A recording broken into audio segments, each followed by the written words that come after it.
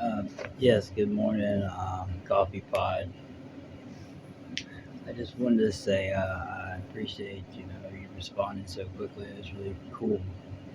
I hope you can hear me and everything okay. I didn't set up lighting or anything because I didn't feel like my face was important that much. Uh, See my Facebook if you like. Anyway, besides the point. Yes, I've been in a relationship with the woman I met. I definitely thought she was the love of my life.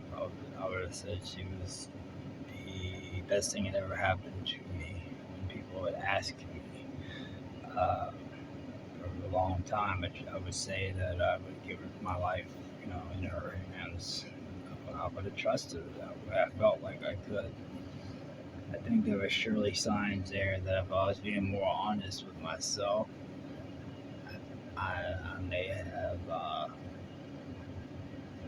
made better decisions. But one thing I guess like have a hard time putting myself first in general.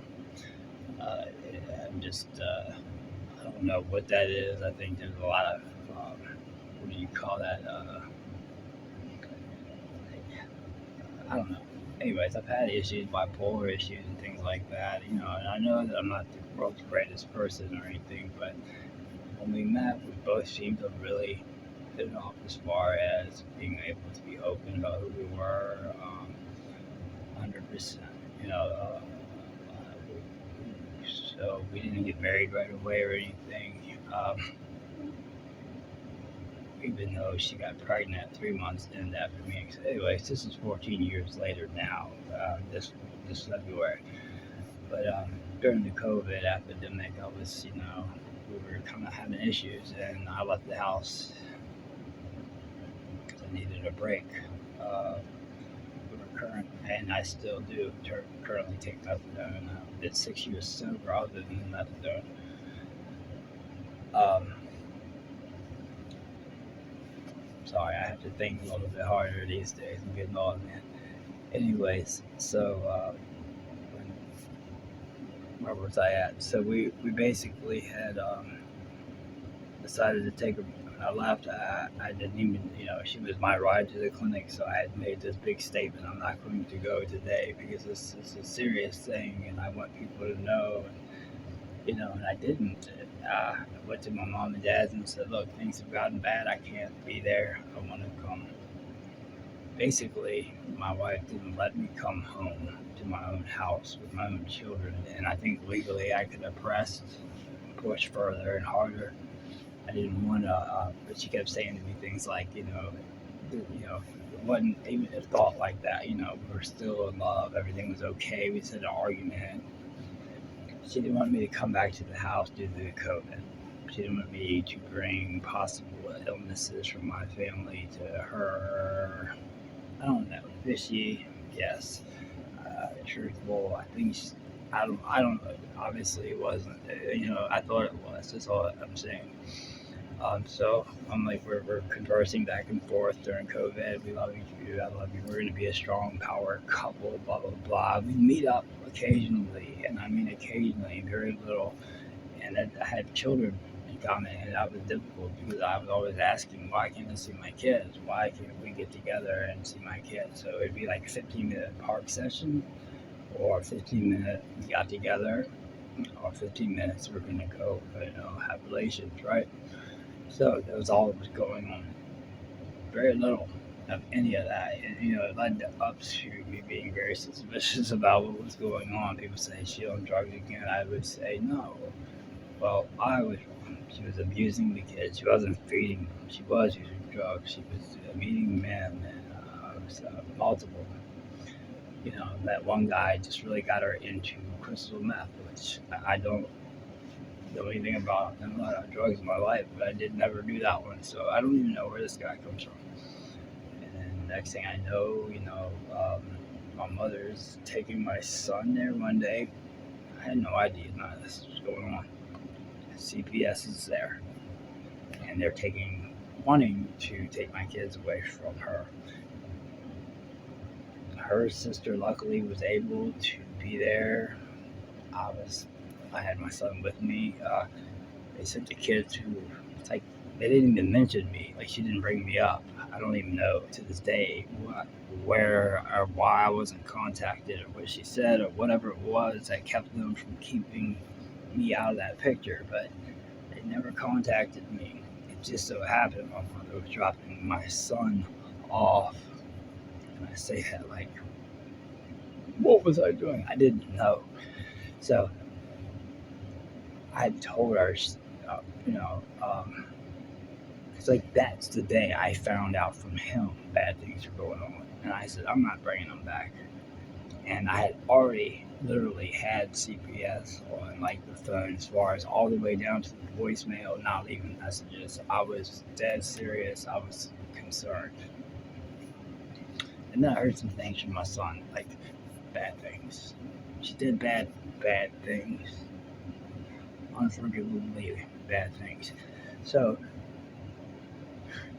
fast forward, she went to she went on this big run with this guy. Basically, did some stuff bad, like robbed some WalMarts, and, like beat a guy to half to death to get drugs or something. I don't even know because I didn't look that far into it. Like I did after she was gone and in jail. That's about where it all ends for me. Is because everything else was just hearsay. You know, this is what I hear from so and so, this and that, but never from her. I haven't heard her voice. You know, nothing. Uh, my son acts like he's only 6 and he just turned 6, but I mean he's scared of her. He hates her. I don't goat that on. I don't say bad things about his mother in front of him. He refers to her as the person we don't talk about. This is very difficult with me. This makes my wife the most hated woman. And I mean, she's hated by her parents. I mean, I know they don't hate her, but they're very disappointed. They're unhappy with her. They're not bailing her out. They did it twice. And she screwed her and her on over, who was her best friend. You know what I mean? So, anyway, her personality was all messed up, obviously, because of drugs, you know. And I'm not saying that's okay or a good excuse or any of that. I'm just saying that's what it was. Probably. I don't know. I haven't talked to her to this day, so that's where we are at the present day. She is locked up. I have not spoken to her. It's hard for me to move on. It's hard for me to want to be in a relationship I don't want to be. I think I actually really loved her. And it's hard to get over. It's like mourning and death. The person's not dead, so you know, I'm surprised that I'm not getting emotional, and it's okay. I'm glad that I'm not. It's just that it's been a very hard thing because when you love somebody, it's hard to not. And then have everybody around me would be very angry, and it would be a horrible move on my part, I think, to be with her, of course, because it would lose the trust that really matters here, and that's where it gets tricky because I put my kids first. And that's the thing, when I started realizing that she wasn't putting them first, she was abusing them. First off, that was like the furthest thing I thought would have happened. But from what I understand, it was going on under my nose, too. And so in current day, my kids are very. I have a 9-year-old and a 13-year-old who's about to turn 14. I'm sorry. You have to remember that I have combined 7 children. My own blood, 4. I'm sorry. I've raised 1 as my own, and I always consider it. So I do kind of spit that out like that. I never wanted anybody to be uncomfortable, obviously, But yes, I didn't work. This may also have been an issue. We were fine financially. up to a point, I guess. And with the kids, it started getting difficult. And I started working with her family, things like that. We both started kind of doing things to make money. I would say probably dishonest things too. Like I said, I've been 6 years clean, and I know that because I started the program in treatment probably about 12 days when my son was conceived. Yeah, maybe a little longer. But I knew I had to do something that I was out of control, and I've been clean ever since. Thank you. Apparently, other parents cannot do the same in this situation.